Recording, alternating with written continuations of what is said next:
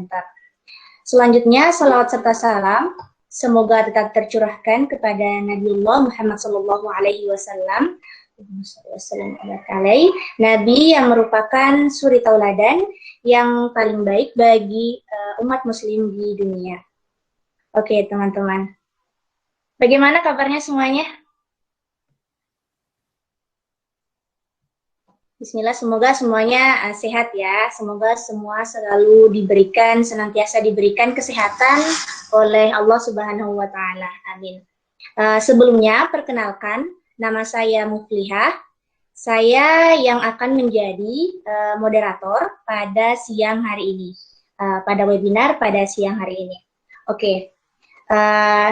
Untuk informasi, sekarang kita berada dalam acara webinar Turki yang diselenggarakan oleh komunitas Youth Sharing Center. Webinar ini merupakan rangkaian acara dari Turki Series dengan tema kegiatan Youth, Turkey and Opportunity, yang mana dibagi menjadi 2 sesi. Sesi pertama yaitu webinar Turki yang mana dilaksanakan pada hari ini. Kemudian sesi kedua adalah bedah buku. Bukunya berjudul Inspire the Next from Village to Turkey, yang mana diselenggarakan pada tanggal 21 Februari pada hari Minggu pukul 18.30 waktu Indonesia Barat. Teman-teman jangan lupa ya, jangan sampai dilewatkan kegiatan selanjutnya. Oke. Sebagaimana yang kita ketahui bahwasanya webinar ini diselenggarakan oleh komunitas yang bernama Komunitas Youth Sharing Center atau YSC. Komunitas ini merupakan komunitas yang bergerak di bidang sosial, pendidikan, dan kepemudaan.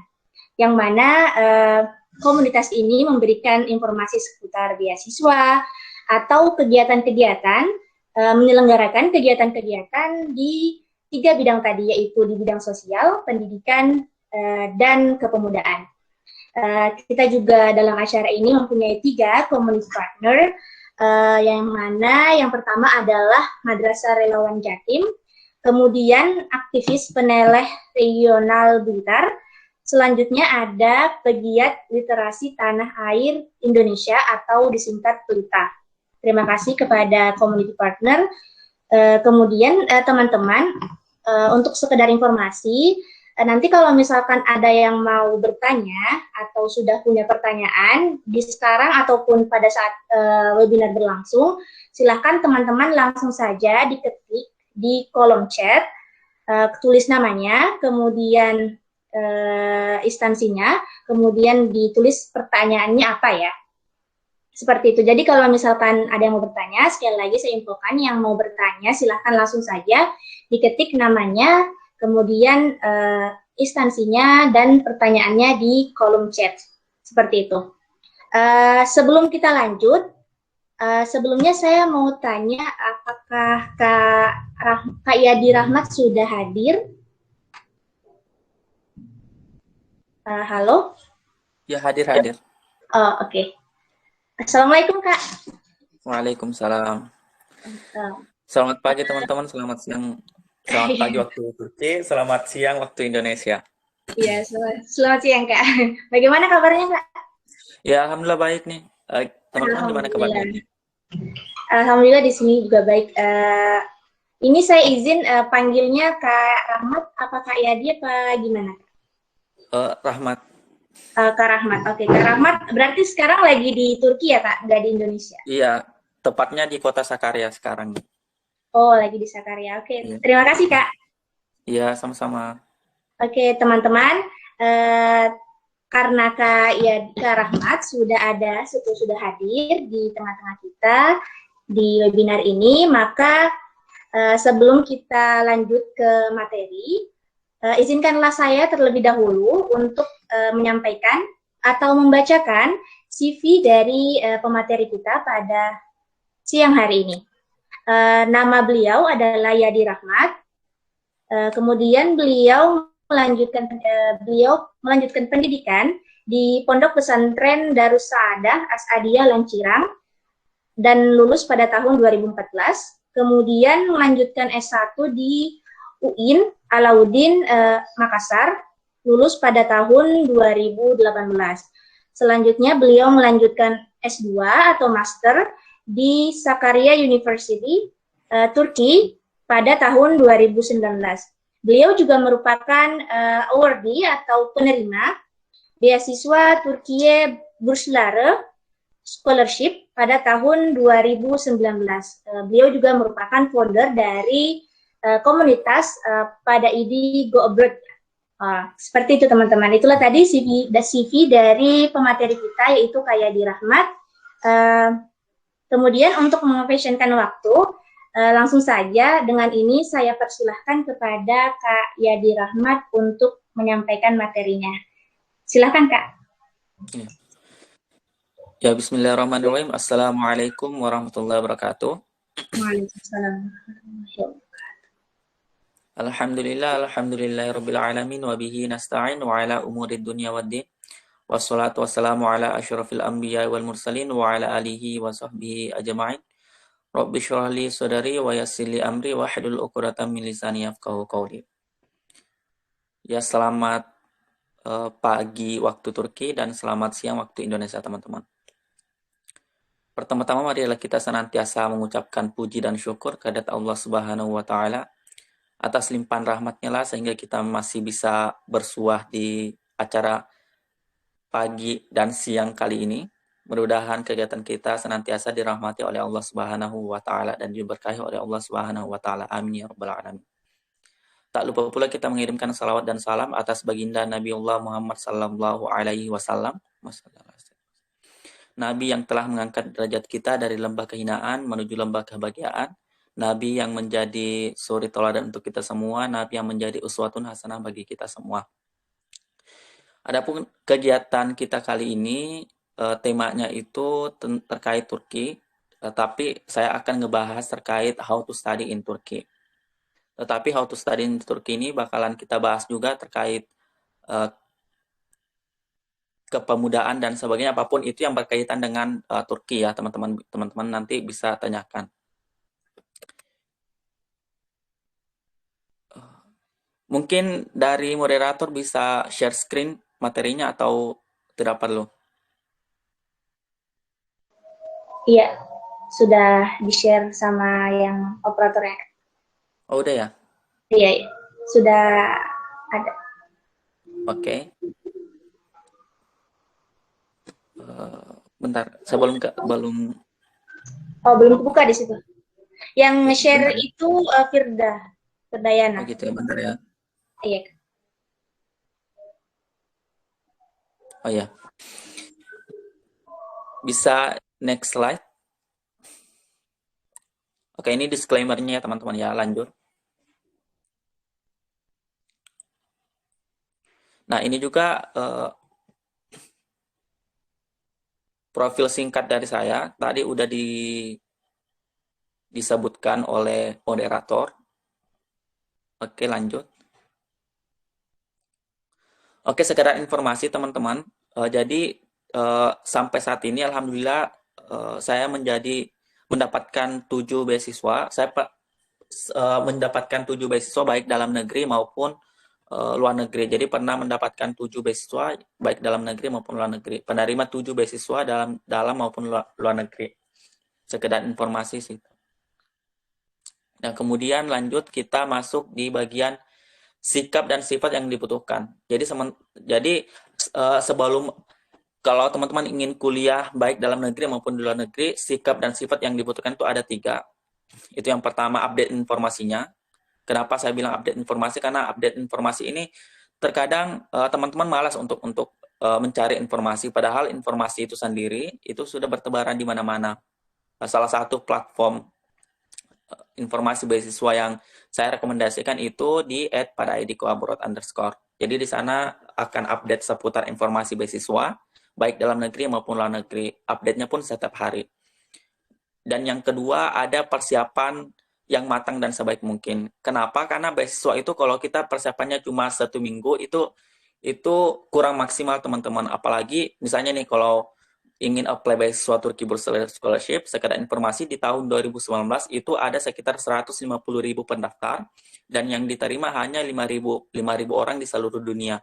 Jadi persaingannya sangat ketat. Kalau teman-teman persiapannya kurang matang, potensi untuk lolosnya pun sangat kecil untuk dinyatakan sebagai penerima beasiswa karena harus bersaing dengan 150.000 pendaftar gitu.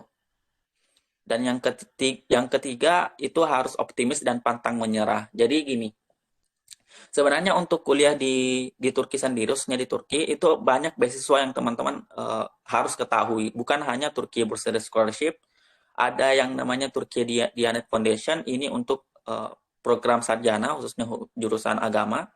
Ada beasiswa kampus dan ada beasiswa Success Scholarship.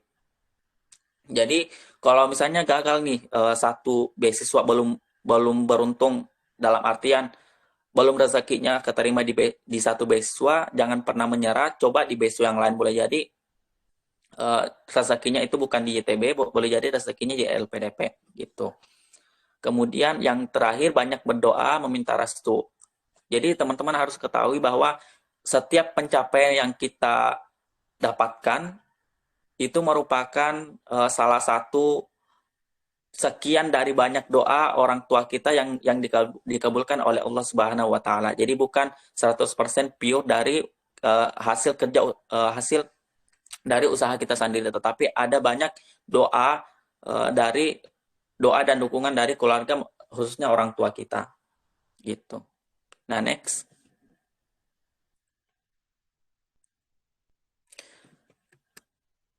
Nah, ada 8 dokumen yang diperlukan untuk mendaftar. Itu yang pertama KTP dan paspor. Jadi kalau punya keinginan untuk kuliah di luar negeri, saya sangat sarankan untuk membuat paspor mulai dari sekarang gitu. Karena apa? Kalau teman-teman udah punya paspor itu menjadi motivasi tersendiri untuk keluar negeri, baik itu studi komparatif studi maupun penelitian dan sebagainya.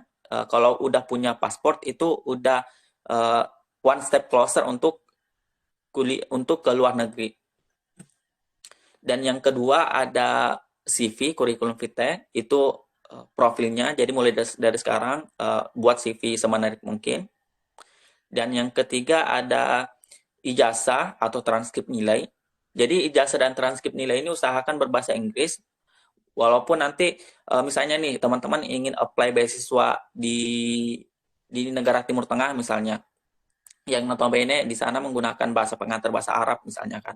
Tapi saya sarankan untuk menerjemahkan ke dalam bahasa Inggris terlebih dahulu, karena biasanya juga di negara-negara Timur Tengah ijazah yang berbahasa Inggris diterima. Itu setahu saya. Kemudian ada surat rekomendasi. Surat rekomendasi ini berbahasa Inggris. Tapi teman-teman harus ketahui bahwa surat rekomendasi ini ada yang formatnya sudah ditentukan oleh sang penyedia beasiswa, ataupun formatnya bebas. Misalnya nih, saya ambil sampel dari beasiswa LPDP itu sendiri. Jadi beasiswa LPDP itu sendiri formatnya sudah disediakan, jadi tinggal kita isi formatnya tersebut. Tetapi beda halnya dengan beasiswa YTB, beasiswa dari pemerintah Turki, formatnya itu tidak disediakan. Jadi teman-teman harus ekstra kerja keras untuk membuat surat rekomendasi tersebut gitu. Kemudian ada motivation letter, letter of intent, personal statement, itu berbahasa Inggris. Nah, kalau di beasiswa YTB, beasiswa Turki, itu kita kenal dengan sebutan letter of intent. Tetapi sebenarnya esensinya sama. Motivation letter, letter of intent, dan personal statement itu esensinya sama. Kemudian ada sertifikat bahasa, TOEFL, IELTS, TOEFL, dan sebagainya. Jadi ini disediakan semua. Proposal penelitian, khususnya untuk yang ingin melanjutkan pendidikan di pasca sarjana. Proposal penelitian ini sangat penting. Kemudian ada rencana studi, dan yang terakhir ada sertifikat prestasi, volunteer, dan kegiatan-kegiatan lainnya yang sesuai dengan persyaratan beasiswanya. Jadi teman-teman jangan anggap enteng bahwa sertifikat itu nggak penting. Yang penting itu kalau kita punya IPK tinggi, insya Allah bakalan lulus beasiswanya enggak. Jadi banyak hal yang dipertimbangkan oleh pemberi beasiswanya gitu. Jadi salah satunya adalah sertifikat kegiatan, baik itu yang bersifat volunteer maupun non volunteer. dan sertifikat prestasi. Itu sih teman-teman. Ya, next. Nah, ini ada pertanyaan nih, mengapa harus Turki? Nah, saya mencoba menjawab mengapa harus Turki. Jadi ada 3 alasan. Ini based on my experience. In my mind, ada 3 alasan mengapa harus Turki. Itu yang pertama, lokasi negara yang sangat strategis. Kenapa saya katakan sangat strategis? Karena Turki terletak di 2 benua, benua Asia dan benua Eropa, di mana selalu bertemunya antara banyak peradaban yang pernah berada di Turki. Jadi lokasinya sangat strategis karena pertemuan antara Asia dan Eropa. Dan yang kedua, ada standar pendidikan yang tinggi atau standar pendidikan Eropa. Jadi perlu teman-teman ketahui bahwa di Turki sendiri sudah menganut menerapkan sistem pendidikan Bologna Process. Bologna Process ini itu sistem pendidikan yang diterapkan oleh negara-negara Eropa seperti UK, Jerman, Belanda, dan negara-negara Eropa lainnya. Jadi kalau misalnya teman-teman kuliah di Turki, itu ijazahnya akan sangat terakui khususnya di benua Eropa, karena standar pendidikan di Turki sudah berstandar pendidikan Eropa.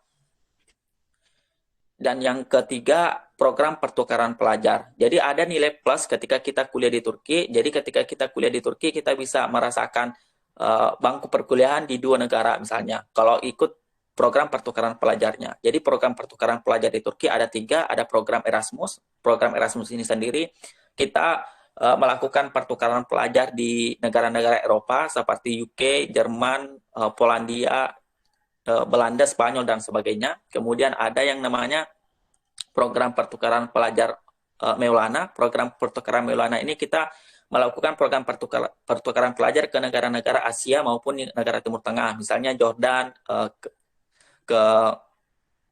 ke Malaysia, ke Jepang maupun di Korea Selatan. Nah, kemudian yang terakhir ada program pertukaran pelajar yang namanya Forobi. Jadi program pertukaran pelajar Forobi ini kita melakukan pertukaran pelajar itu di kampus-kampus Turki. Misalnya nih, saya kuliahnya di Sakarya University, kemudian saya ingin melakukan pertukaran pelajar di Istanbul Unif, bisa, atau di Ankara Unif, selama kita lolos seleksinya. Dan perlu teman-teman ketahui, durasi program pertukaran pelajar ini berkisar antar 1 semester maupun 2 semester. Gitu. Nah, kemudian kita lanjut ke pembahasan selanjutnya mengenai serba-serbi kuliah di Turki. Ya, tadi udah dijelaskan terkait standar pendidikan Eropa, kemudian pergaulan internasional. Kenapa saya katakan pergaulan internasional? Nah, saya ambil contoh di Sakarya University. Jadi di Sakarya University itu ada ribuan pelajar asing, itu tersebar dari 5 benua, benua Australia, Afrika, Asia, Eropa, dan Amerika, itu ada di Turki gitu. Jadi kalau kita kuliah di Turki itu pergaulan internasional itu sangat bisa kita rasakan gitu. Seperti contohnya saya banyak teman dari negara-negara lain seperti negara-negara Eropa Timur, kemudian negara-negara yang berasal dari Timur Tengah maupun dari negara Asia itu sendiri. Jadi pergaulan internasional ini yang sangat berbeda ketika kita kuliah di dalam negeri.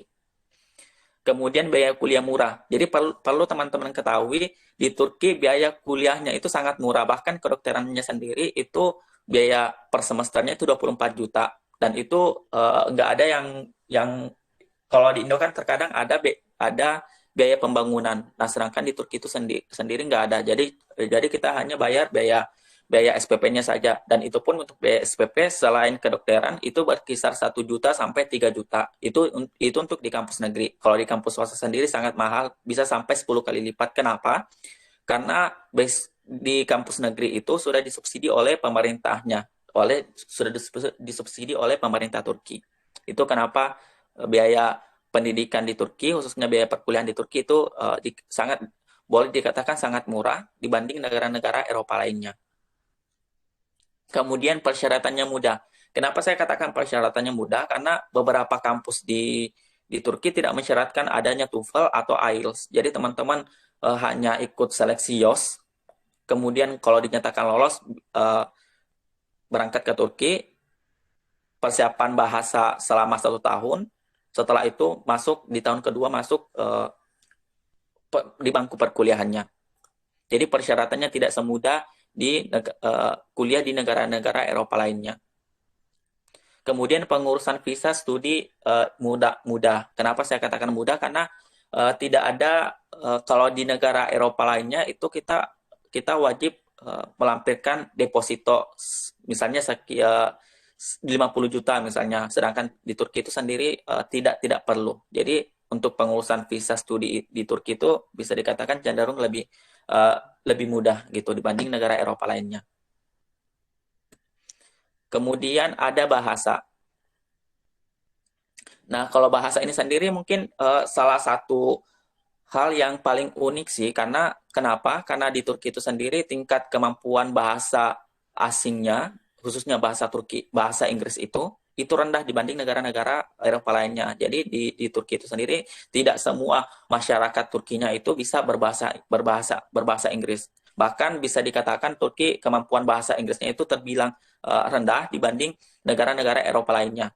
Kemudian ada makanan. Kalau makanan itu sendiri, kalau kita nih orang-orang Indonesia, itu terkadang kita suka makan makanan yang manis atau yang bermicin misalnya. Nah, sedangkan di Turki itu sendiri tidak. Jadi mungkin ini tantangan juga bagi kita yang ingin kuliah di Turki.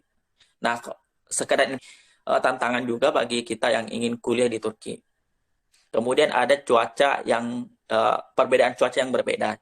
Nah, sekedar informasi, di Turki itu sendiri mempunyai 4 musim, musim semi, musim gugur, musim dingin, dan musim panas. Dan terkadang seperti sekarang ini masih musim dingin. Kemarin salju baru turun untuk kedua kalinya turun salju. Dan itu terkadang bagi teman-teman yang punya riwayat penyakit itu sangat dianjurkan untuk mempertimbangkan hal ini kalau ingin kuliah di negara yang memiliki 4 musim. Ini sangat patut dipertimbangkan karena apa? Mengingat kesehatan teman-teman itu harus prima ketika ingin kuliah di Turki. Karena kebetulan saya menjabat sebagai ketua divisi di Departemen Agama PP Turki.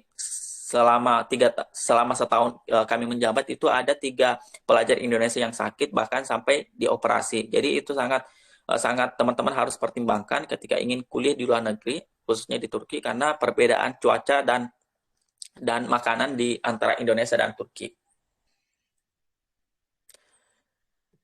Kemudian kita masuk di bagian how to study in Turkey. Jadi gimana sih caranya kita untuk kuliah di Turki?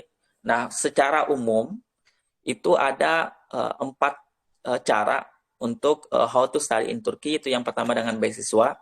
Ada yang beasiswa ITB, nanti akan kita bahas lebih lanjut. Kemudian ada beasiswa LPDP, ada beasiswa TDP, dan beasiswa lainnya. Kemudian ada mandiri. Jadi mandiri di sini terbagi 2 ya teman-teman. Ada yang mandiri menggunakan jasa agen atau jasa pendidikan, dan ada yang kuliah ke Turki jalur mandiri tapi non agen. Kemudian ada yang melalui yayasan seperti Yayasan Sulaimania. Lanjut, ini penjelasan singkat terkait overview Turki Bursa Scholarship. Jadi beasiswa Turki ini sendiri bukan hanya menyediakan finansial, tetapi juga menyediakan jadi di beasiswa YTB ini tuh jadi semua tuh all in one gitu, satu paket. Jadi kalau kita keterima beasiswa YTB udah termasuk registrasi kampusnya. Jadi kita tidak usah lagi, kita tidak perlu untuk berburu LOA. LOA itu letter of acceptance untuk dikatakan untuk menerima kampusnya gitu. Kita nggak usah lagi capek-capek untuk daftar di kampus Turkinya gitu, karena kalau kita daftar beasiswa ITB kita bisa milih 12 kampus. Kalau kita dinyatakan menjadi penerima beasiswa ITB, otomatis kita akan dinyatakan juga menjadi salah satu mahasiswa di kampus yang telah dipilih oleh YTB gitu. Nah, ini ada application kriterianya. Jadi ada yang minimum akademik kriterianya untuk S1 itu minimal 70%. Jadi teman-teman yang ingin apply beasiswa YTB jenjang S1, jadi teman-teman harus punya minimal nilai 70%. Jadi dari standar 100 itu minimal nilainya itu 70. Untuk program pasca sarjana itu minimal 75. Jadi dari IPK 4 itu 75% ya teman-teman ya. Tapi khusus untuk jurusan ilmu kesehatan seperti kedokteran dan sebagainya, farmasi dan sebagainya, itu nilai akademiknya minimal 90%. Jadi standarnya lebih tinggi untuk jurusan ilmu kesehatan seperti kedokteran dan farmasi. Kemudian kriteria usianya untuk program program sarjana itu maksimal 21 tahun. Untuk program S2 master's degree itu 30 tahun. Untuk program PhD itu 35 tahun. Kemudian untuk application kalendernya, biasanya itu pendaftaran itu dibuka pada tanggal 10 Januari sampai 20 Februari. Kemudian untuk evaluation prosesnya itu dari Februari sampai bulan Mei. Kemudian periode interviewnya itu di bulan Juni. Kemudian pengumumannya itu di bulan Juli. Kemudian untuk scholarship agreement-nya dan pengurusan visanya itu biasanya berkisar di bulan Juli dan Agustus, dan pemberangkatan ke Turkinya di bulan September. Setiap tahun biasanya seperti itu. Nah, ini ada beberapa persyaratan dokumen. Tadi udah kita jelaskan ya di materi sebelumnya. Dan ini juga, nah ini yang harus teman-teman ketahui sebelum masuk ke bangku perkuliahan, itu kita wajib mendapatkan sertifikat C1 bahasa Turki. Dan bagi teman-teman yang misalnya jurusan ilahiyat, jurusan agama maupun jurusan yang international relation, biasanya akan ada tes bahasa Inggris. Jadi kalau teman-teman nggak lulus, maka menggunakan bahasa pengantar bahasa Turki. Kalau dinyatakan lulus, itu teman-teman bisa menggunakan bahasa pengantar bahasa Inggris gitu. Jadi materi selanjutnya itu how to apply beasiswa Turki Bursary Scholarship. Itu bisa login di www.turkiyebursary.gov.tr. Login di sana, buat akun, kemudian lengkapi persyaratannya, dokumen yang diminta dilengkapi, kemudian upload CV, upload LOI, upload surat rekomendasi, dan di sana nanti disuruh milih 12 kampus, kemudian disuruh milih juga lokasi interviewnya di mana, mau di Jakarta atau di Aceh. Jadi lokasi interviewnya untuk beasiswa YTB ini itu di 2 lokasi, itu di Jakarta dan di Aceh. Untuk pemberangkatan sendiri di tahun 2019 itu ada perubahan. Itu pemberangkatan itu kita bisa milih Jakarta atau Balikpapan, Kalimantan Timur. Nah, kemudian ada benefit dari beasiswa Turki Bursary gitu. Otomatis kalau kita berjuang ingin mendapatkan sesuatu, ada benefit yang ingin kita dapatkan dari hasil perjuangan kita. Nah, itu benefitnya ada University and Program Placement. Seperti tadi udah saya bilang, itu kalau kita dinyatakan sebagai penerima beasiswa YTB, kita otomatis sudah dinyatakan sebagai udah dapat LOI dari kampus yang dinyatakan lulus gitu.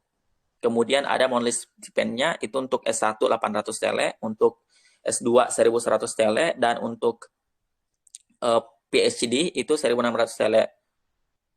Kemudian ada tuition fee, jadi selama kita kuliah, itu kita nggak bayar sama sekali. Kemudian ada tiket pesawat untuk pulang pergi pas pemberangkatan dan setelah studi berakhir. Kemudian asuransi kesehatan, akomodasi, kemudian 1 tahun program persiapan bahasa Turki. Nah, jadi untuk program pasca sarjana, S2 baik maupun S3, jadi kita tuh di tahun pertama itu wajib tinggal di asrama pemerintah disebut tuh KYK. Nah, setelah di tahun kedua kita bisa pindah ke apartemen atau rumah gitu. Kalau kita sewa apartemen itu kita bakalan mendapatkan dana tambahan dari YTB itu sebesar 500 TL per bulannya. Itu termasuk itu untuk biaya keperluan sewa rumah dan keperluan makan. Jadi kalau misalnya S2 itu keluar dari asrama dan tinggal di apartemen itu tiap bulan mendapatkan 1.600 TL, kemudian untuk S3 mendapatkan 2.100 TL. Nah, pertanyaannya adalah kalau anak S1 keluar dari asrama apakah mendapat tunjangan juga seperti anak S2 dan S3? Nah, sayang sekali yang di cover itu hanya untuk anak S2 dan S3. Jadi teman-teman S1 kalau ingin keluar dari asrama tinggal di apartemen itu teman-teman nggak bakalan mendapatkan tunjangan bulanan seperti anak pasca sarjana. Jadi teman-teman hanya dapat 800 TL per bulan. Nggak mendapat yang 500 TL itu.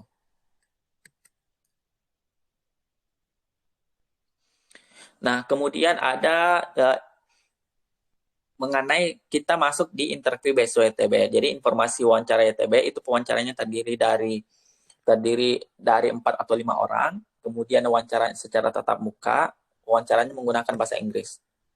Nah, mungkin untuk tahun 2020 itu interviewnya melalui media online ya teman-teman. Untuk interview YTB tahun 2020, karena apa? Karena pandemik ya, itu makanya diselenggarakan secara online. Dan wawancaranya menggunakan bahasa Inggris. Mungkin teman-teman yang sering update seputar beasiswa YTB, itu terkadang punya informasi yang simpang siur gitu. Ada yang mengatakan nanti bakalan ada penerjemah di sana. Faktanya pada tahun 2019, di sana ada teman saya dari IAIN Kudus, dia bertanya ke interviewersnya, can I speak bahasa, kemudian dari interviewnya mengatakan bahwa you must speak English gitu. Jadi itu makanya pada saat itu di tahun 2019 tidak diperkenankan untuk bicara bahasa Indonesia. Jadi nggak ada penerjemah di tahun 2019. Jadi oleh karena itu teman-teman harus bisa minimal speaking English-nya itu bagus gitu. Kalaupun nggak punya sertifikat bahasa seperti TOEFL atau IELTS, at least speaking English-nya bagus gitu. Nah, kemudian ada contoh pertanyaan interview beasiswa YTB, itu yang pertama selalu ditanyakan mengapa kamu memilih Turki untuk melanjutkan studi, kemudian kontribusinya apa, kemudian sebelumnya itu kontribusi yang kamu berikan untuk negaramu itu apa, kemudian mengapa kamu mau mengambil jurusan ini. Tetapi biasanya pertanyaan paling basic yang selalu ada itu disuruh perkenalan diri, introduce yourself gitu. Kemudian materi selanjutnya kita kupas terkait CV, itu tips and trick membuat CV. Jadi tunjukkan skill dan pengalaman secara detail. Jadi harus detail ya di sini skillnya dalam bentuk apa gitu. Skillnya itu apa, jadi harus dijelaskan secara detail. Kalau bisa yang berhubungan, kemudian menggunakan format dan desain yang simple, bisa menggunakan format Europass jika kalian ingin melanjutkan studi di benua Eropa. Jadi format CV itu beragam ya teman-teman. Tetapi jika kalian ingin melanjutkan studi di Eropa, itu sangat disarankan untuk menggunakan format Europass. Kemudian yang ketiga itu jangan menggunakan info generik, keahlian dan skill harus spesifik. Jadi di CV-nya itu jangan mencantumkan informasi yang secara umum. Jadi informasinya itu harus spesifik. Kemampuannya itu apa? Misalnya kemampuannya bisa editing dan sebagainya, itu harus spesifik.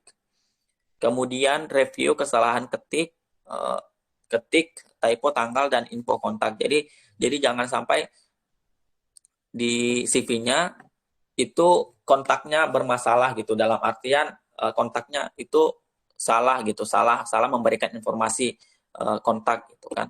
Kemudian yang terakhir update CV secara berkala. Jadi CV-nya itu selalu diupdate. Jadi kalau udah ngikutin kegiatan, seminar, konferensi dan sebagainya, itu CV-nya diupdate. Normalnya CV itu biasanya berkisar antar 1 halaman sampai 3 halaman paling banyak CV. Nah, kemudian kita masuk di tips and trick wawancara beasiswa. Nah, sebelum wawancara ini teman-teman harus perhatikan. Yang pertama itu siapkan daftar pertanyaan dan jawaban. Kenapa ini harus penting supaya pada saat interview tidak terlalu kaku. Jadi latihan supaya nanti pada saat interview tidak terlalu kaku. Yang nomor 1 dan kedua tadi udah. Kemudian yang ketiga itu latihan dengan teman atau simulasi wawancara. Nah, sekedar informasi, kami dari komunitas Paraevi Corporate itu menyediakan bimbingan beasiswa, baik beasiswa dalam negeri maupun luar negeri. Nah, di sana kita sering mengadakan simulasi wawancara. Misalnya teman-teman yang ingin apply beasiswa Chevening, beasiswa LPDP, ataupun beasiswa AAS dari Australia, ataupun beasiswa YTB, itu kita mengadakan simulasi interview untuk khusus student dari PKI itu sendiri.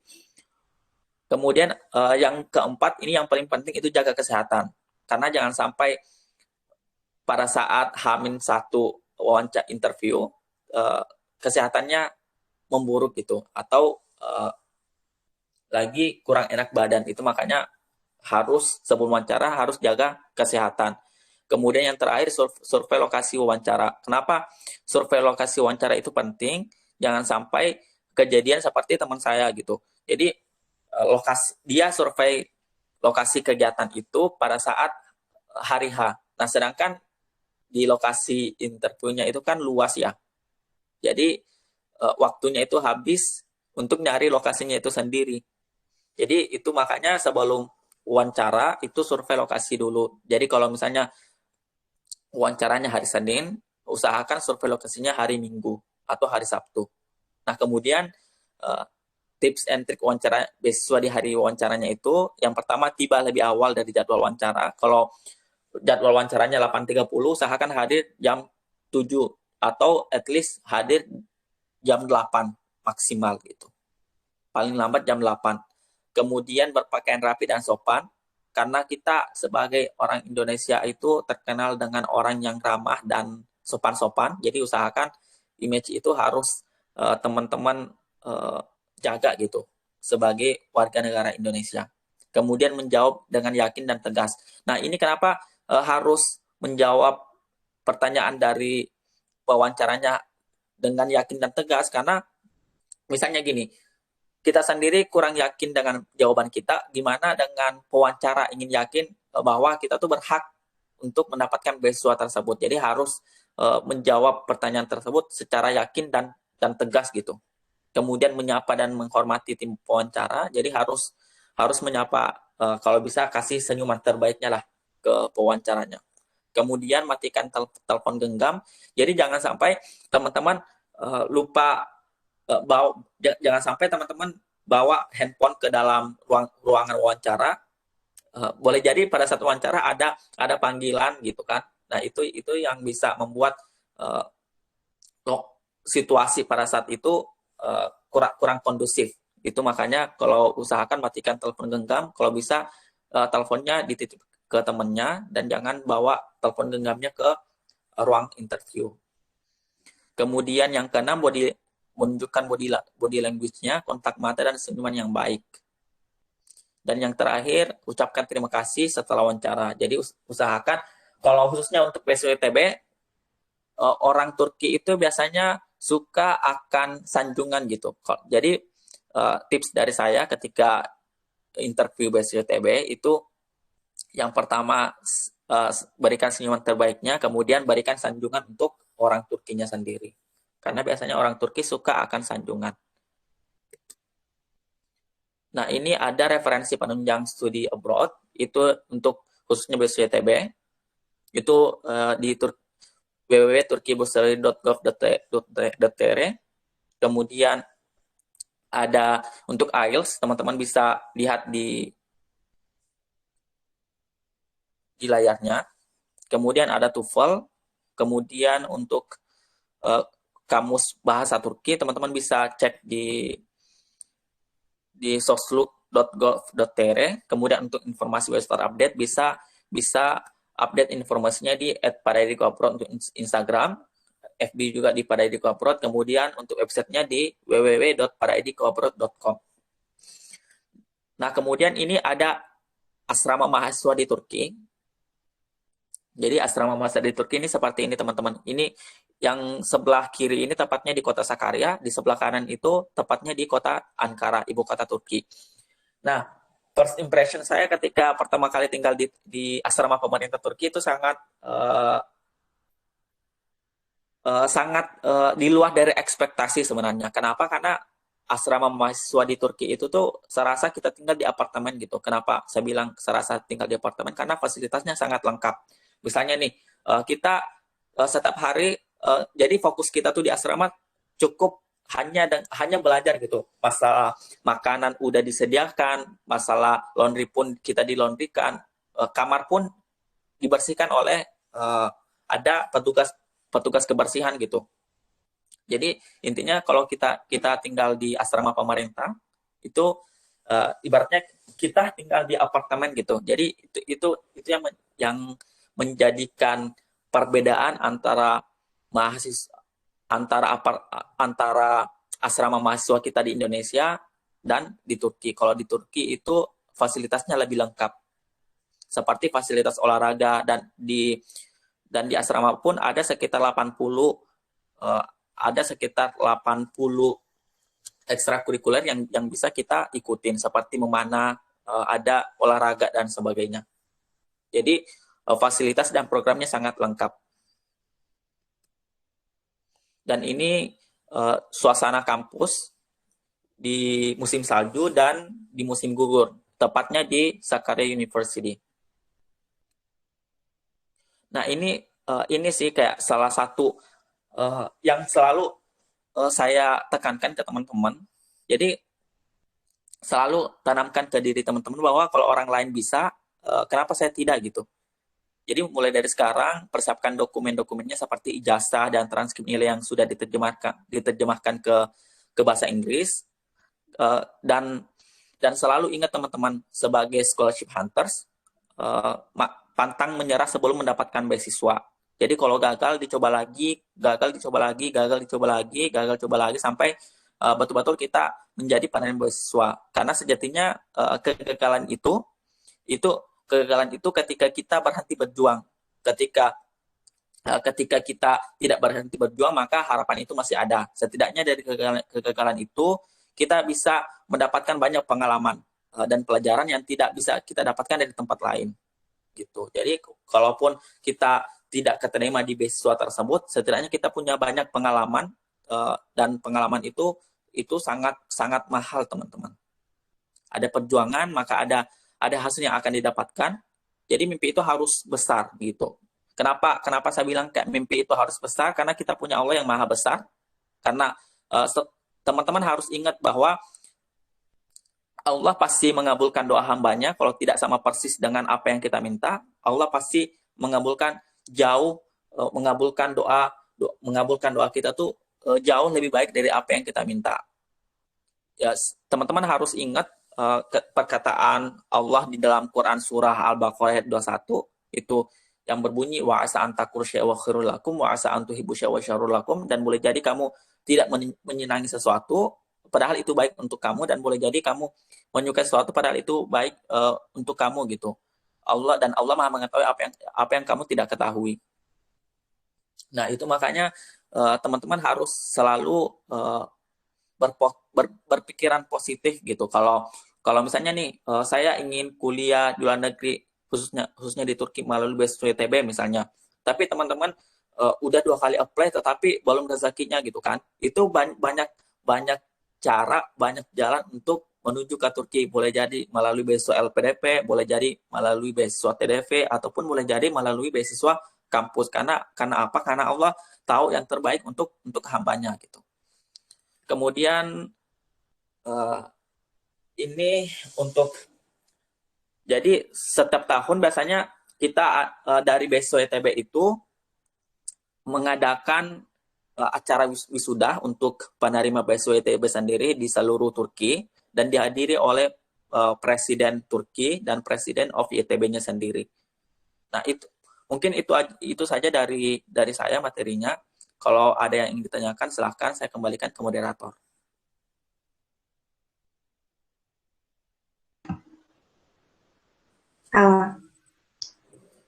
Ya, sudah. Tadi putus-putus kah suaranya? Oh, putus-putus. Iya, tadi pas di akhir sih. Tadi Oh jadi gitu. nggak Oh, maaf kedengeran. ya. Oke, sudah berarti ya, Kak? Sudah selesai?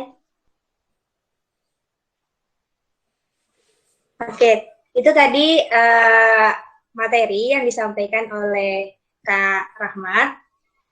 Sangat informatif sekali ya teman-teman, banyak sekali tadi ilmu-ilmu baru yang baru kita ketahui tentang Turki, banyak sekali dari beasiswa, dari kenapa sih harus kuliah di Turki, kenapa harus Turki gitu.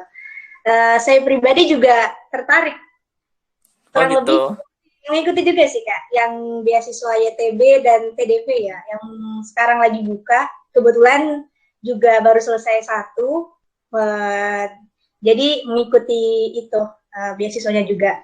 Saya ada sedikit request, mungkin kan tadi kakak udah ngasih banyak materi nih soal Turki dan ini apa sih namanya YTB dan beasiswa lainnya. Mungkin saya belum mau request, bisa tidak ceritakan pengalaman pribadi mungkin kakak ketika Oh, gitu.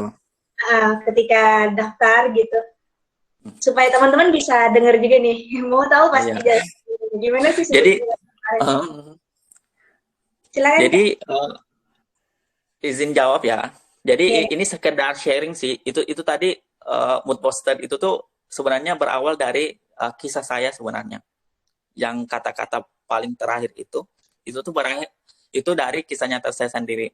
Jadi sebelumnya itu setelah lulus S1 2018 itu saya langsung apply beasiswa PMLD. Beasiswa PMLD itu program magister lanjut doktor. Nah, kemudian pada saat itu lulus sampai tahap interview. Kemudian di sana tuh sangat optimis, sangat yakin akan lulus beasiswa tersebut. Karena apa? Karena uh, interviewnya alhamdulillah lancar, dan pada saat perankingan sebelumnya itu saya di urutan 9. Kemudian sangat yakin karena profesornya pun sangat tertarik dengan penelitian saya, dan apa yang ditanyakan oleh uh, interviewnya saya jawab dengan baik. Tetapi qadarullah pada saat itu belum rezekinya lulus besok PMLD, karena memang pada saat itu uh, tujuan untuk PMLD itu cuma dua, di UIN Jakarta maupun di UIN Jogja pada saat itu. Nah, makanya pada saat itu saya hanya dapat uh, yang enggak, jadi pada saat itu saya masuk top 30, tapi yang mendapatkan beasiswa fully funding itu ada 20 orang. Nah, itu tuh rasanya sakit banget dari ranking 9 turun ke ranking 20 lebih gitu. Jadi masuk top 30 itu tuh rasanya hampir masuk di top 20, udah dapat beasiswa PMLD-nya gitu. Tapi memang pada saat itu niatnya itu kan belok ya pada saat itu. Karena memang pada saat 2016, mulai dari 2016 itu memang udah punya keinginan untuk S2 tuh harus di luar negeri gitu. Nah, kenapa saya apply besok PMLD ini? Karena pada saat itu kosong kan, nggak ada pendaftaran pada saat itu gitu. Sedangkan JTB sendiri pendaftarannya baru buka antara Januari Februari, LPDP bukanya pada saat itu saya ikut batch 1 itu di bulan Maret sampai Mei kalau nggak salah. Batch 1 dari 2019 saya juga ikut pendaftaran batch LPDP gitu. Jadi saya apply 3 beasiswa PMLD, ITB dan LPDP pada saat itu. Dan alhamdulillah tiga-tiganya ini saya lolos ke tahap interview, alhamdulillah ketiga-tiganya. Nah, kalau PMLD ini sendiri, kenapa saya sangat yakin lulus? Karena berdasarkan dengan nilai gitu kan. Nah, pada saat itu, pada saat dinyatakan nggak lolos pada saat itu, hampir itu langsung orang tua saya tuh bilang seperti ini, tujuan kamu ke Pare, kursus TOEFL, kursus bahasa Inggris itu kan untuk kuliah ke luar negeri, untuk kuliah ke Turki. Ngapain harus menyesali atau ibaratnya kenapa harus sedih nggak lolos di beasiswa PMLD itu di UIN Jakarta itu? Karena memang kamu berjuang itu bukan untuk kuliah di sana gitu. Kamu berjuang ke Pare, kamu berjuang untuk IPK-nya bisa dikatakan bagus, itu karena ingin kuliah di luar negeri, khususnya di Turki. Nggak usah sedih gitu, karena memang tujuan kamu bukan di dalam negeri untuk S2-nya. Tujuan kamu tuh di luar negeri, Turki. Itu kan kamu belum daftar beasiswa YTB, boleh jadi kamu Allah nggak meluluskan kamu di UIN Jakarta beasiswa PMLD itu karena Allah tuh nyediain sesuatu yang jauh lebih baik dari apa yang kamu incar saat ini gitu. Karena memang pada saat itu yang saya incar cuma beasiswa YTB gitu. Itu beasiswa prioritas saya. Nah, itu makanya saya bilang boleh jadi apa yang kita mau tuh nggak dikabulin oleh Allah pada saat itu karena Allah nyediain sesuatu yang jauh lebih baik dari apa yang kita mau gitu kan. Karena memang pada saat saya apply beasiswa PMLD itu awalnya kan cuma ngisi kekosongan gitu kan, daripada di bulan November itu nggak apply sama sekali, ada peluang, apalagi pada saat itu persyaratan TOEFL-nya 500 kalau nggak salah, atau 450 saya lupa, kalau bukan 450 atau 500 saya lupa skor pastinya, dan semuanya itu memenuhi persyaratan, itu makanya saya apply pada saat itu, karena ada kesempatan makanya saya apply, dan lulus, seleksi dokumennya lulus, alhamdulillah. Kemudian seleksi interviewnya di Jakarta, di pasca sarjana UIN Jakarta, makanya kemarin ke sana, interviewnya alhamdulillah berjalan lancar. Itu makanya apalagi profesor yang nguji itu kan sangat antusias dengan penelitian saya pada saat itu, makanya dan ada kayak kode-kode bahwa kamu akan diterima gitu, tapi faktanya nggak diterima gitu kan, itu makanya sakit. Nah kemudian itu makanya kemudian pada saat itu apply beasiswa YTB lagi, karena memang pada saat itu sakitnya tuh cuma kayak 1 hari 2 hari doang sih. Nah setelah itu udah move on gitu, karena memang langsung orang tua bilang nggak usah sedih, karena tujuan kamu berjuang untuk dapetin skor TOEFL itu tuh memang tujuannya bukan di dalam negeri gitu, tujuannya untuk di luar negeri. Pasti Allah nyediain sesuatu yang jauh lebih baik lah dibanding sekarang gitu kan. Makanya setelah pengumuman beasiswa PMLD, saya apply beasiswa YTB. Kemudian sambil nunggu pengumuman beasiswa YTB, saya apply beasiswa LPDP. Nah, kalau LPDP kan itu wajib TOEFL. Wajib TOEFL kan. YTB nggak wajib TOEFL, tapi saya sertakan TOEFL. Kenapa? Karena pada saat itu saya anggap seperti ini. Persaingan beasiswa YTB itu sangat ketat. Sangat ketat. Jadi kalau dokumen kita biasa-biasa aja, peluang untuk lolosnya itu sangat rendah gitu. Peluang lolosnya dikit gitu kan. Bayangin pada saat saya kan ambil jurusan tafsir. Yang lulus itu sekitar 12.000 orang yang daftar, khusus Indonesia. Yang lolos interview itu sekitar 150 orang. Jadi bayangin persaingannya tuh ketatnya gimana gitu kan. Nah setelah itu interview di Jakarta, ketemu teman-teman yang jurusan tafsir, ada yang alumni luar negeri, dan pada saat kita interview, sebelum interview kita bincang-bincang, ternyata yang lulus interview jurusan tafsir itu semua yang lulusan terbaik di kampus-kampus, misalnya kayak dari UIN Jakarta, dari UIN Jogja. Jadi mereka tuh semua yang lulus tuh dari lulusan terbaik dari kampus tersebut gitu. Nah, itu makanya kemarin ternyata standar untuk beasiswa YTB itu sangat tinggi gitu kan. Nah, itu makanya saya selalu tekankan kepada teman-teman yang ingin apply beasiswa YTB, jangan sekedar apply. Kenapa jangan sekedar apply? Kalau sekedar apply, semua orang bisa. Tapi buat aplikasinya itu berbeda dari yang lain. Nah, contohnya pada saat itu jurusan tafsir yang lolos itu cuma 1 orang. Yang lolos interview itu sekitar 7 atau 6 orang, tapi yang lulus sampai akhir itu cuma 1 orang. Alhamdulillah cuma saya sendiri. Nah, itu makanya buat sesuatu yang berbeda dari yang lain. Nah, contohnya kenapa mungkin salah satu pertimbangannya yang pertama, yang saya kaji itu berbeda dari teman-teman yang lain yang 6 orang ini. Kalau mereka kaji itu pengkajiannya terkait pengkajian mufasir dari Timur Tengah. Dan sekadar kita ketahui bahwa untuk mufasir di Timur Tengah itu kayak ibaratnya bukan sesuatu yang apa ya? yang wow gitu. Kenapa? Karena semua orang tuh udah kaji kan, apalagi lulusan di Timur Tengah di Indonesia kan banyak banget ya. Iya, Nah, banyak. makanya kemarin saya ambil penelitian comparative study antara pemikiran Andai Gulut Tadad Ismail, Oh, Bugis. kemudian dengan saya comparative study antara pemikiran Andai Gulut Tadad Ismail dan Said Nursi, dan di mana itu Oh, iya, yang iya. sangat berbeda. Itu makanya saya bilang seperti ini. Saya ingin belajar tentang nasionalisme orang Turki. Nggak mungkin Hmm, nggak mungkin saya nggak mungkin saya menyebarkan, ibaratnya memperkenalkan Turki ke Indonesia, sedangkan saya sendiri nggak mengenal budaya dan negara saya sendiri. Oleh karena itu, sebelum saya mengenal Turki lebih dalam, saya harus mengenal lebih dalam negara saya sendiri.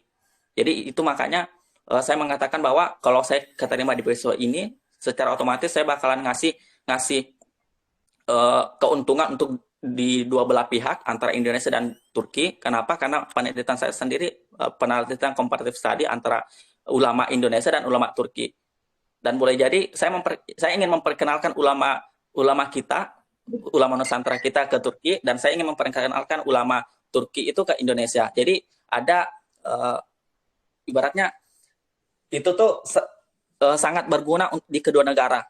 Nah, itu makanya seperti itu. Jadi buat alasan yang spesifik, dan itu tuh nggak semua orang kepikiran untuk ambil topik itu gitu.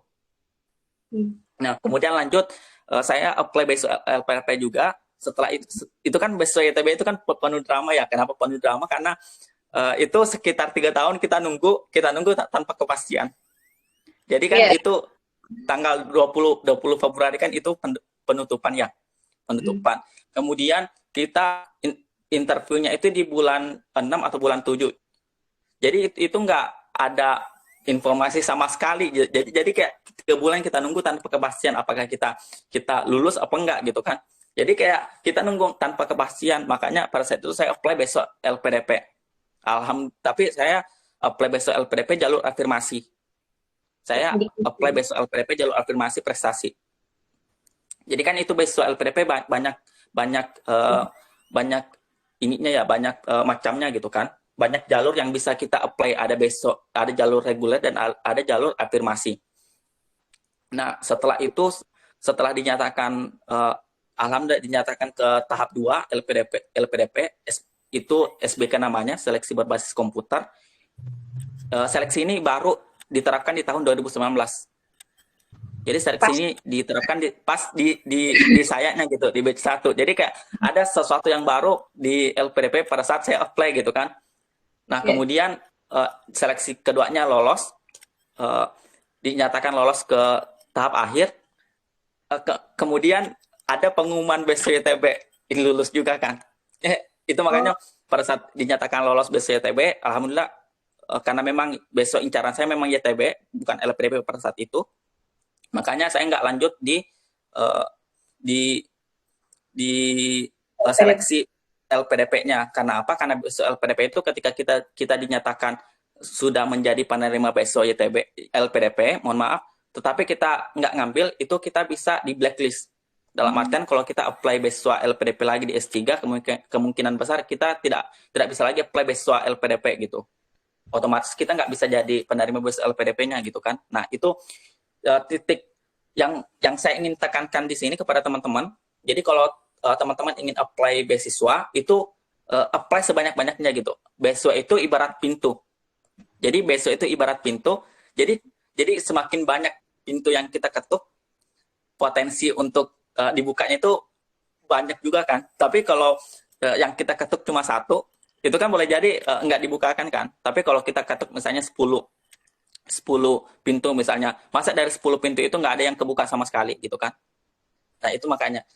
Dan ini juga ada pengalaman dari tutor saya pada saat di Kampung Inggris Pare. Jadi beliau S1-nya di UGM, lulusan terbaik UGM, kemudian beasiswa juga, beasiswa bidik misi, kemudian S2-nya di Jepang, Hokkaido University, beasiswa Impact Foundation, kemudian S3-nya ketika apply beasiswa S3, tahu nggak teman-teman, dia ditolak sebanyak 11 kali. sebanyak 11 kali. Dan mulai dari IPK-nya bagus, prestasinya bagus. Jadi kayak eh, sekaliber dia pun yang menurut kita perfect dalam segi akademik dan sebagainya itu ditolak sampai 11 kali, teman-teman. Apalagi kita yang biasa-biasa aja gitu kan. Jadi jangan menyerah gitu. Jadi kalau udah terjun sebagai terjun sebagai pemburu beasiswa, jangan nyerah sampai mendapatkan beasiswa tersebut gitu. Itu sih, mungkin semoga bermanfaat sih. Oke, Ya, saya menarik memberikan sekali ya, Kak. moderator.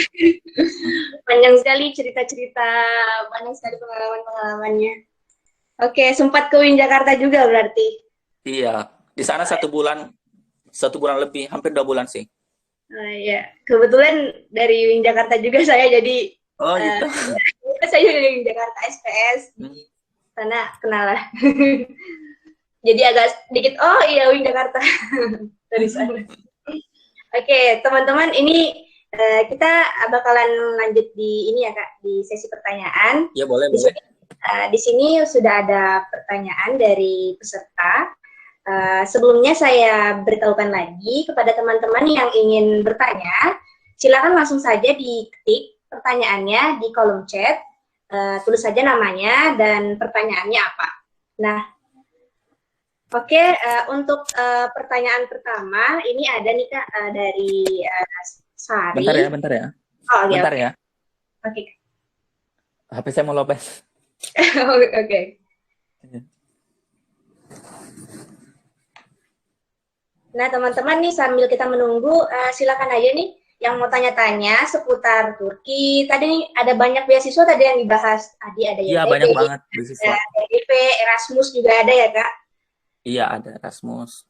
Erasmus, Bisa apa? juga seputar gimana sih cara kuliah di Turki, jalur mandiri, non agen dan sebagainya, prosedurnya Nah, gimana, itu terserah tadi aja. sebutin semua ya. Ya. Non agen tuh apa gitu. Saya tahunya cuma mandiri, pakai YOS, kemudian ikut beasiswa lewat YTB atau TDP. Tapi saya tahunya TDP cuma buat S1, jadi ya berarti tidak bisa. Iya. Nah, teman-teman yang mau Ada nanya nih, juga beasiswa Success Scholarship. apa? Gimana Kak? Beasiswa Success Scholarship sih. Oh, success Itu scholarship. beasiswa untuk ongoing. Oh, untuk ongoing. Jadi nanti Iya. sekolahnya, kuliahnya diputus. Apa gimana?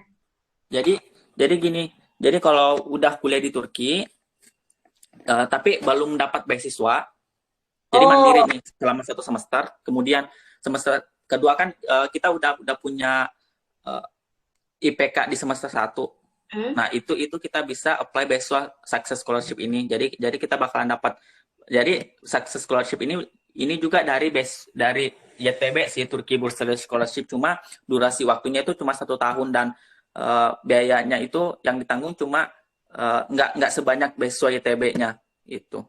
mirip sama PPA berarti ya Kak? Kalau Iya, mirip PPA. PPA Tapi bedanya kalau PPA itu kan 1 semester ya, satu iya, semester, 2 semester kan. Nah kali. kalau ini per bulan. Jadi Oh, kalau S1, S3-nya itu S3-nya dapat 800 TL uang bulanannya. Jadi itu kan 2 kali lipat dari beasiswa YTB-nya. oh ya. 1 semester, 1 tahun ya dapatnya? Per bulannya. Oh, per Per bulan? bulan dapat segitu, tapi dapatnya itu selama 1 tahun. Oh ya, oke. Itu namanya Success Scholarship. Scholarship. Berarti kita apply-nya setelah kuliah di Turki. Seperti itu. Iya. Oke. Biasanya pendaftarannya itu dibuka di bulan Oktober. Oh, berarti sudah kuliah 1 semester Iya. sebelumnya. Udah kuliah, kemudian jadi pertanyaannya, kalau yang baru semester 1 boleh daftar nggak? Sayang sekali nggak boleh daftar. Jadi harus ada IPK-nya dulu, baru daftar gitu. Boleh apply berkali-kali? Kan kalau PPA nggak Saya boleh. boleh sih. Jadi kalau misalnya tahun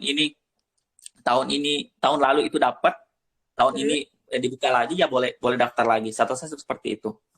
Oh, berarti banyak ya peluangnya kalau misalkan yang penting kuliah dulu gitu di situ. Apalagi di Turki itu kan biaya pendidikannya sangat murah ya, biaya kuliahnya itu sangat murah.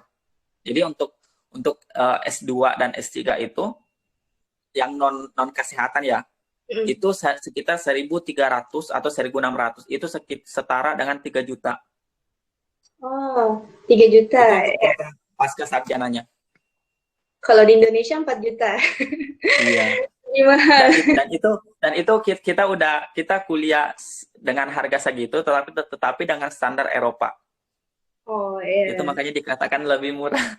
Apalagi kita bisa ikut program Erasmusnya. Kalau kita dapat program Erasmusnya itu kita ibaratnya kuliah di dua universitas kan, kuliah di Turki dan kuliah di Eropa gitu. Oh, kayak gitu. Oke, Kak, kita bisa langsung ke pertanyaannya Ya berarti boleh ya. boleh. Oke. Nah, ini saya bacakan pertanyaan pertama. Ini apa sih perbedaan sistem pendidikan? Tadi kan ada disebutkan tentang sistem pendidikan Bologna ya, kalau nggak salah tadi di Turki itu. Bologna proses. Apa sih perbedaannya dengan sistem pendidikan di Indonesia? Nah, pengen tahu nih apa sih perbedaannya? Kan tadi katanya lebih bagus, kayak gimana tuh Kak? Silahkan. Nah, kalau untuk sistem pendidikan itu kalau sekadar informasi lagi ya. Jadi Turki itu sistem pendidikan Bologna proses yang seperti Eropa gitu. Jadi kalau di Indonesia itu kan setahu saya sistem pendidikannya setiap kadang berubah-ubah ya. Menteri pendidikannya Pendidikan baru, ganti sistem lagi. pendidikannya baru lagi gitu kan. Jadi nggak ada yang paten gitu. Ibaratnya kayak berubah-ubah dan yang membedakan juga nih seperti di Turki. Jadi untuk SD-nya itu 4 tahun, SD-nya 4 tahun, SMP-nya 4 tahun, SMA-nya 4 tahun. Jadi tapi totalnya 12 tahun gitu. Dan lebih kalau di Turki itu sendiri biasanya kampus itu udah kerjasama dengan perusahaan-perusahaan. Oh, Jadi kalau kita udah lulus biasanya itu lebih mudah untuk mendapatkan beasiswa selama pada mendapatkan pekerjaan, mohon maaf. Selama ketika kita kuliah itu kita aktif di kegiatan-kegiatan gitu, dalam artian kita aktif baik dalam kegiatan sosial maupun kegiatan-kegiatan akademik gitu kan. Jadi itu perlu, apalagi kalau misalnya nih di Sakarya itu kan ada namanya Teknoken. Jadi dia punya semacam apa ya? Dia tuh semacam tempat kerja kantor khusus untuk teknik. Jadi kalau teman-teman yang jurusan teknik, kalau prestasi akademiknya bagus, itu bisa langsung kerja di sana. Seperti teman saya yang orang Turki, jadi dia IPK-nya bagus, bahasa Inggrisnya bagus, orangnya juga ibaratnya humble lah dan sebagainya. Sebelum lulus, dia udah kerja di sana. oh, kayak mirip Jadi kedinasan gitu ya Kak? iya, jadi kayak pendidikannya tuh terintegrasi gitu. Nah, Ya. sedangkan kalau di Indonesia, setiap menteri itu kan kadang sistem pendidikannya berubah. Dan itu menjadi dilematis gitu kalau menurut saya.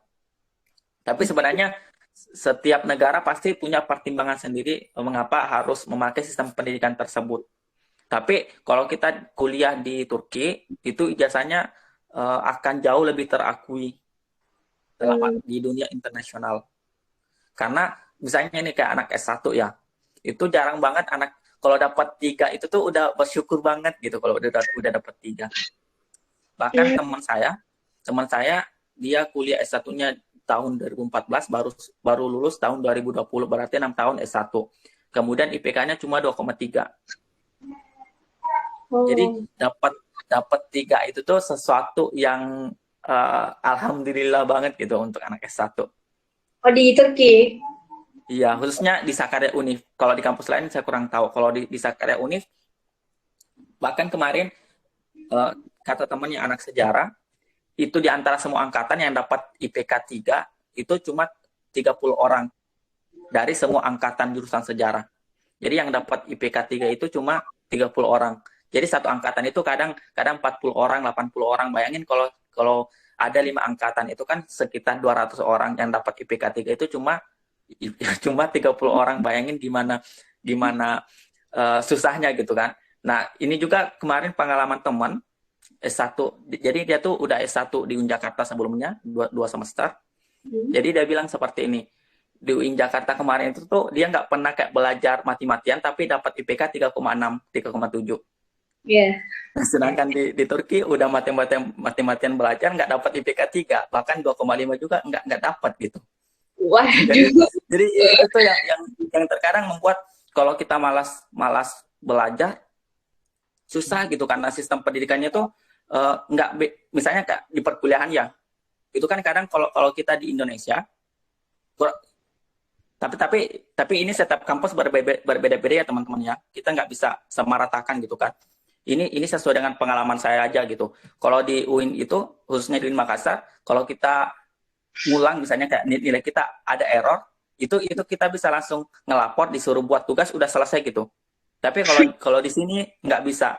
Jadi harus ngulang semester berikutnya, satu semester.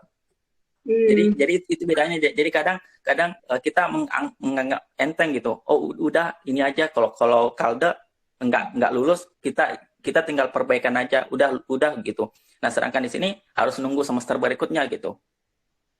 Bahkan Iya. ada yang dari jurusan agama di sini dia udah dari tahun 2014 sampai sekarang itu belum lulus. Beasiswanya udah dicabut Waduh. karena dan itu Perjuangan. kalau apalagi kalau setengah-setengah. Jadi ini mungkin sebagai bahan pertimbangan aja sih teman-teman. Jangan sekedar ikut tren. Apalagi kan ada platform yang kuliah di Turki dan sebagainya yang menawarkan kuliah di Turki itu murah dan sebagainya. Jangan ikut tren dan sebagainya. Jadi betul-betul teman-teman harus perkuat dulu motivasinya apa kuliah di Turki. Kemudian nanti di sana bisa nggak sih? Karena di sini tuh teman-teman harus harus diketahui uh, enggak kayak di Indonesia gitu. Kalau di Indonesia kayak masih sering diingatkan masalah sholat dan sebagainya gitu. Kalau di sini tuh orang nggak terlalu ikut campur urusan orang lain. Jadi ada plus minusnya. Jadi yang saya suka dari Turki itu nggak terlalu ikut campur dalam urusan orang lain. Misalnya nih kemarin kita di kelas bahasa gitu kan. Kalau kita salah nggak pernah tuh diketawain. Walaupun belepotan nggak pernah tuh diketawain. Tapi kalau di Indonesia, kita salah dikit aja, itu bakalan diketawai habis-habisan. Itu sangat berbeda di Turki. Jadi kalau di Turki, ya urusanmu gitu. Urusan orang lain ya urusan orang lain gitu kan. Nah itu makanya kalau kamu malas ya, kalau bukan kita sendiri yang sadar akan hal itu, ya nggak bisa gitu. Contohnya nih ada teman saya yang anak mandiri, non beasiswa, dia satu semester ambil 7 mata kuliah dan 7 mata kuliah itu dia nggak lulus sama sekali. Berarti harus mengulang di semester berikutnya. Jadi padahal dia udah masuk udah kuliah, udah bayar SPP selama satu semester, 7 kuliah dia nggak lulus sama sekali. Satu pun nggak lulus sama sekali. Jadi itu makanya harus ngulang di semester berikutnya. Jadi itu makanya gimana perjuangan orang-orang yang kuliah di Turki itu sangat keras gitu. Kurang tahu kalau di kampus lain seperti apa. Karena kemarin waktu ketemu dengan Ustaz Abdul Somad, beliau sempat bilang seperti ini. Kalau ada orang yang lulus kuliah di Turki itu bisa dikatakan keren gitu. Kenapa keren? Karena harus berjuang lulus dengan bahasa asing dalam artian bahasa Turki di mana grammarnya itu sangat sangat ini ya sangat berbeda dengan kita gitu kan. Nah, itu makanya. Tapi kalau misalnya selama kita bisa, insya Allah bakalan lebih mudah teman-teman gitu. Oke. Dan Okay. doakan juga mudah-mudahan nanti bisa ambil double degree-nya di kampus lain gitu. Amin ya. Amin. Oke, ini Itu aja kita sih ada teman-teman. satu pertanyaan terakhir kali gitu ya Kak ya. Ya Ini boleh. satu pertanyaan terakhir. Ini ada dari Rohman. Bagaimana cara membuat surat motivasi letter of intent yang menarik? Oh, ini terkait beasiswa YTB berarti ya. Dan bagaimana cara mendapatkan surat rekomendasi? Terima kasih. Silakan Kak langsung saja. Iya. Untuk letter of intent-nya sendiri, itu kan kalau anak S1 pertanyaannya ada 3 ya. Ada 3 dan itu pun pertanyaannya basic gitu. Kalau anak S2, S3 itu biasanya pertanyaannya lebih spesifik. Spesifiknya seperti apa? Misalnya di pertanyaan pertama itu lebih ke judul topik penelitian yang akan kita teliti. Itu kan ada jumlah maksimal kata yang harus maksimal kata ya di setiap pertanyaan. Nah, itu yang membuat kita harus nulis di sana tuh LOI-nya singkat, padat dan jelas. Jadi jangan bertele-tele. Nah, kemarin itu saya beberapa kali nge-review LOI-nya teman-teman yang lain yang sedang apply beasiswa ITB. Itu kalau saya pribadi kurang tertarik gitu, apalagi dengan orang Turki. Kenapa? Karena jawabannya itu sangat mainstream gitu. Misalnya gini, saya ingin kalau saya lulus di Turki saya akan berkontribusi gitu. Dan kontribusinya tuh nggak jelas kontribusinya apa. Itu makanya saya bilang itu harus spesifik kontribusinya dalam bidang apa dan sebagainya. Itu cuma bilang kalau saya keterima di beasiswa Turki saya akan berkontribusi untuk Indonesia dan Turki jauh lebih baik. Nah, sedangkan kontribusinya nggak jelas gitu kan. Itu kan banyak banget saingan, sedangkan kalau kita tulisnya biasa-biasa aja ya wassalam gitu kan.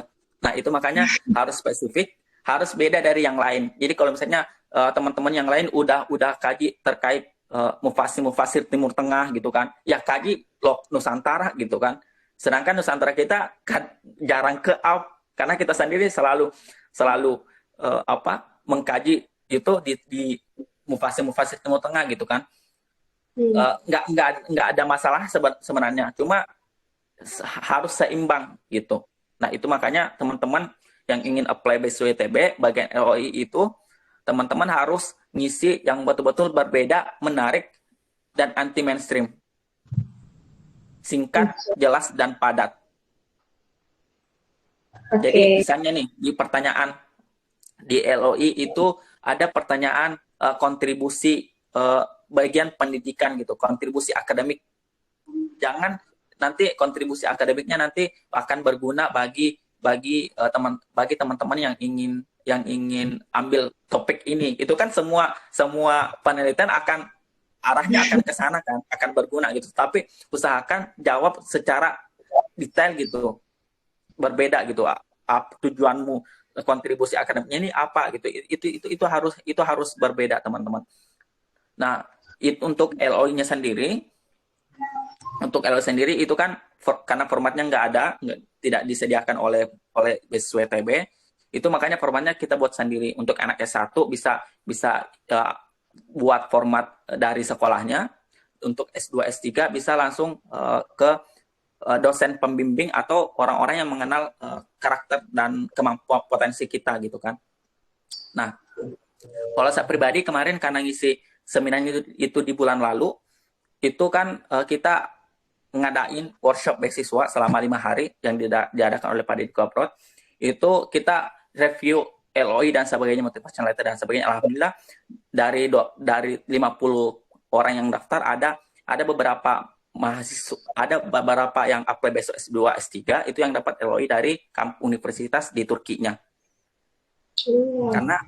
Kenapa saya sarankan seperti itu? Karena saya pribadi ngalamin itu kan.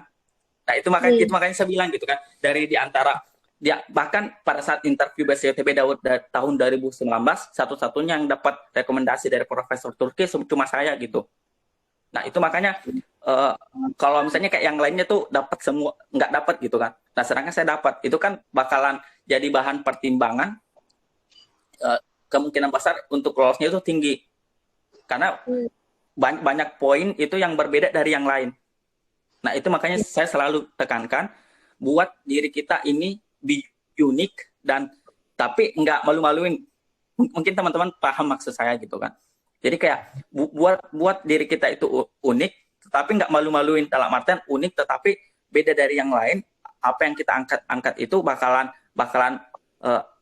melahirkan sesuatu yang baru dan itu berguna ke depannya gitu.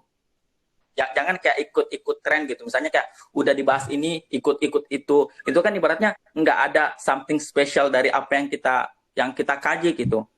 Nah, itu sih teman-teman yang harus diketahui.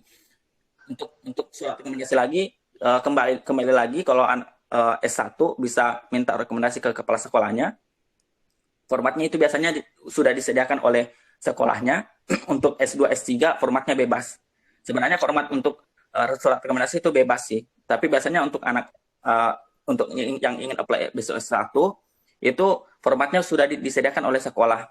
Kalau dari kampus itu kan terkadang profesor yang ingin kita minta rekomendasi itu menyuruh kita ada format rekomendasi atau enggak. Kalau misalnya enggak ada, kadang mereka profesor tersebut nyuruh kita yang buat rekomendasinya, kemudian kita tulis teksnya, kemudian beliau tinggal baca dan tanda tangan. Kalau sepakat, kalau ada poin-poin yang ingin dirubah, biasanya disuruh revisi, kemudian bawa lagi gitu. Jadi tergantung sih teman-teman ke siapanya kita yang minta rekomendasi. Biasanya seperti itu. Saya akan memberikan ke moderator. Oke, terima kasih Kak untuk jawabannya. Semoga Ya, menjawab sama-sama. ya, Rahmatul Azizah. Oke, teman-teman, tidak terasa kita sudah hampir 1 jam lebih ya, udah 1 jam lebih kayaknya nanti. Bersama-sama dalam webinar ini sangat banyak sekali informasi yang kita dapatkan. Mungkin sampai di sini dulu karena waktunya sudah lama ya, agak tadi sampai udah 1 jam lebih. Maka sebelum ditutup, mungkin dari Kak Rahmat ada yang mau disampaikan? Kalau saya pribadi pesannya ke teman-teman tuh seperti ini. Jadi teman-teman jangan pernah kalau udah ini pesan dari ibu saya sih. Ya, jadi selalu kalau kita tuh di Bugis panggilnya ibu tuh emak kan. Jadi ini tuh pesan dari ibu saya sih. Jadi selalu saya ingat bahwa kalau kita kayak diremehkan itu tetap bersabar. Kalau kita mimpi-mimpi kita dihina dan sebagainya, kita dianggap enteng dan sebagainya, itu tetap bersabar. Tetapi jangan lupa berusaha dan berdoa kepada Allah sampai betul-betul orang yang menghina kita itu takjub dan sebagainya, bahkan ibaratnya keadaannya itu berbalik gitu. Jadi nggak usah mikirin perkataan orang lain, harus berusaha berdoa dan bertawakal. Insya Allah kita bakalan menjadi pribadi yang jauh lebih baik, menjadi orang yang sukses. Karena intinya ketika kita berusaha, ada hasilnya akan kita dapatkan. Tapi jangan cuma berdoa saja tapi usahanya nihil. Itu mustahil juga gitu kan. Ibaratnya ingin sukses, ingin dapat beasiswa tapi tidak berjuang. Itu kan gimana mungkin kita dapat beasiswa tersebut gitu kan. Nah, itu makanya tetap selalu berusaha, bersabar dan sebagainya. Kalaupun nanti misalnya apply BSWTB itu belum rezekinya, boleh jadi teman-teman rezekinya tahun depan, atau boleh jadi rezekinya dari beasiswa yang lain, boleh jadi LPDP, boleh jadi TDP, boleh jadi success scholarship, boleh jadi beasiswa yang lain gitu kan. Karena Allah menyediakan sesuatu yang jauh lebih baik gitu. Ingat perkataan Allah dalam Quran surah surah Al-Baqarah, surah kedua ayat 128 dikatakan, wa asa antakrahu syai'a wa khairul lakum wa asa an tuhibbu syai'a wa syarrul lakum, dan boleh jadi apa yang kita tidak suka itu baik untuk kita, dan boleh jadi apa yang kita suka itu tidak baik untuk kita. Karena apa? Karena Allah Maha mengetahui apa yang tidak kita ketahui. Nah, itu saja saya kembalikan ke moderator. Oke, terima kasih. Sebelum saya tutup, saya ingin mengucapkan banyak terima kasih kepada penyelenggara. Oh iya. Nama komunitasnya apa? Youth Sharing Center. Nah, komunitas ini seperti ini sangat saya apresiasi gitu kan. Karena apa? Karena kita kan nggak dibayar dan sebagainya, tetapi selalu senantiasa menyebarkan kebaikan gitu kan. Menebarkan kebaikan itu sangat sesuatu hal yang positif yang teman-teman harus lebih semangat lagi untuk berkarya gitu. Saya sangat apresiasi dan saya ingin mengucapkan banyak permohonan maaf jika ada kesalahan kata dan sebagainya. Karena sejatinya kita sebagai manusia, al-insan mahalil khata' wan nisyan, manusia adalah tempatnya salah, lupa dan khilaf. Jadi mohon dimaafkan. Saya akhiri dengan ucapan wabillahi taufiq wassalam. Wassalamualaikum warahmatullahi wabarakatuh. Saya kembalikan ke moderator. Waalaikumsalam warahmatullahi wabarakatuh. Oke, terima kasih kembali Kak. Terima kasih banyak sudah bersedia hadir, sudah bersedia untuk membagikan ilmunya, khususnya seputar Turki. Oke, sebelum kita tutup, teman-teman mungkin bisa ambil dokumentasi dulu ya Kak? Ya, boleh. Oke, teman-teman mau minta tolong dibuka, di open kamera, kita sama-sama foto untuk dokumentasi saja. Silakan teman-teman, saya beri kesempatan beberapa detik ya. Oke, silakan teman-teman yang mau open kamera. Kalau misalkan lagi nggak bisa ya nggak apa-apa. Oke, gimana operatornya sudah siap? Iya. Oke. Oke. Masih ada yang mau buka kamera? Ya. Masih ada yang mau ini? Ayo teman-teman, silahkan. Ayo teman-teman, sebagai pembawa beasiswa nggak boleh jadi orang pemalu. Iya. Oke, ayo mari kita ambil dokumentasi ya. Silakan moderator mungkin bisa bantu hitung. Saya bantu hitung kalau gitu ya. Oke. Oke. 3, 2, 1. Lagi. Halaman buat ya. 3, 2.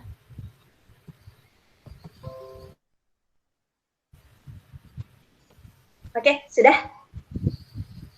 Oke, sudah selesai teman-teman. Oke, terima kasih khususnya kepada Kak Rahmat yang sudah bersedia hadir. Terima kasih juga untuk teman-teman yang sudah meluangkan waktunya juga untuk ikut dalam webinar kita kali ini. Semoga kita sama-sama bisa menggapai apa yang kita cita-citakan, apa yang kita usahakan.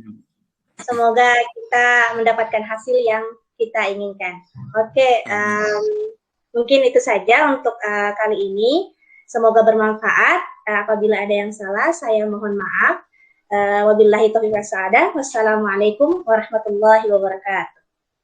Waalaikumsalam warahmatullahi wabarakatuh. Terima kasih banyak, Kak. Ya, sama-sama. Oke, teman-teman, dipersilakan kalau mau leave grup, leave room, silahkan. Nanti kita akan bagikan ininya ya, recordingnya. Semangat ya teman-teman ya. Oke. Ya. Semangat Kak. Ya, saya izin live room ya. Ya. Ya. Ya, terima kasih Kak. Ya, sama-sama. Assalamualaikum. Waalaikumsalam.